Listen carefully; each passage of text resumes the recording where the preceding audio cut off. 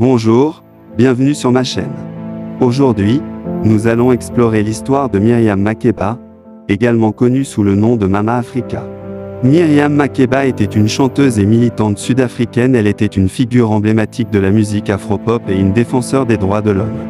Miriam Makeba est née le 4 mars 1932 dans le township de Prosper, en Afrique du Sud.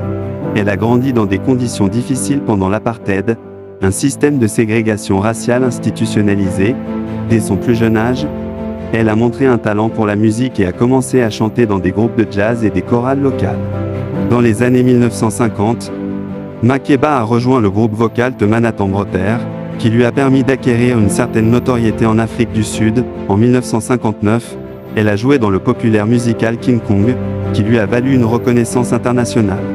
Cependant, sa carrière a pris un tournant décisif lorsqu'elle est devenue membre du groupe vocal féminin sud-africain, The Skylark, et qu'elle a enregistré le célèbre tube Pata Pata en 1957. Here is the magnificent African artist, Miriam Makeba. Miriam.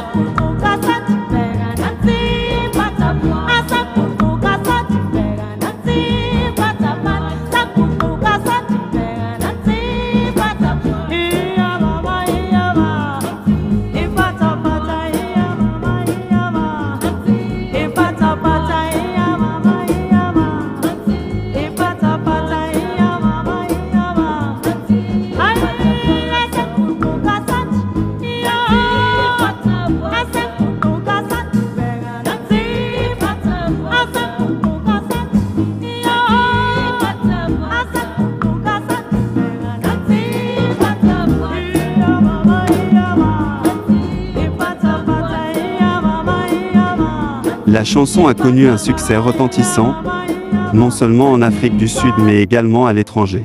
En 1960, après le massacre de Sharpeville et le massacre de manifestants noirs par la police sud-africaine, Miriam Makeba a été exilée de son pays natal. Elle a vécu dans divers pays, notamment aux États-Unis, en Guinée et en Belgique. Elle a continué à utiliser sa voix et sa musique pour sensibiliser le monde aux injustices du régime de l'apartheid.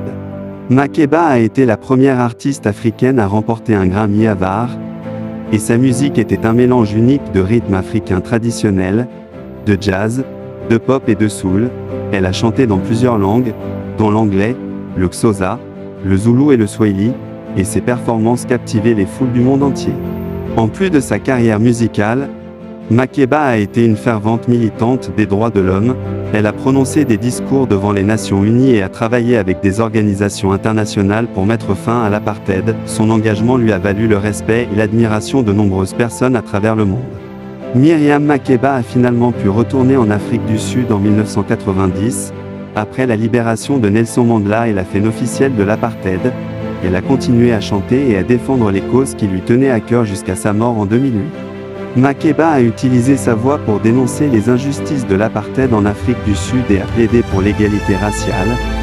Elle a également soutenu d'autres mouvements de libération en Afrique et dans le monde, notamment le mouvement des droits civiques aux États-Unis. Makeba a travaillé en étroite collaboration avec des personnalités clés du mouvement anti-apartheid, notamment Nelson Mandela. Elle a contribué à sensibiliser le monde à la situation en Afrique du Sud et a appelé à des sanctions économiques contre le régime de l'apartheid. Outre sa carrière musicale, Makeba a également joué dans plusieurs films.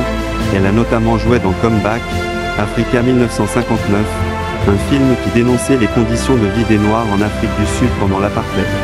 Makeba a reçu de nombreux prix et distinctions pour son travail musical et son engagement politique. En plus de son Grammy Award, elle a été récompensée par des honneurs tels que le Daga Maskell Peace Prize et le Otto Hahn Peace Medal.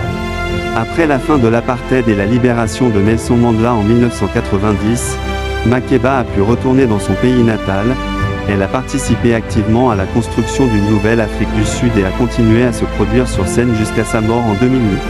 Miriam Makeba était une icône musicale et militante sud-africaine, connue pour sa voix puissante et sa lutte contre l'apartheid. Son héritage musical et son engagement en faveur des droits de l'homme continuent d'inspirer les générations actuelles. J'espère que vous avez appris quelque chose de nouveau grâce à cette vidéo intéressante et informative sur cette figure emblématique. Si c'est le cas, n'hésitez pas à laisser un commentaire et un j'aime à cette vidéo. Surtout, n'oubliez pas de vous abonner à ma chaîne pour ne pas manquer nos prochaines vidéos. À bientôt sur ma chaîne pour une nouvelle vidéo.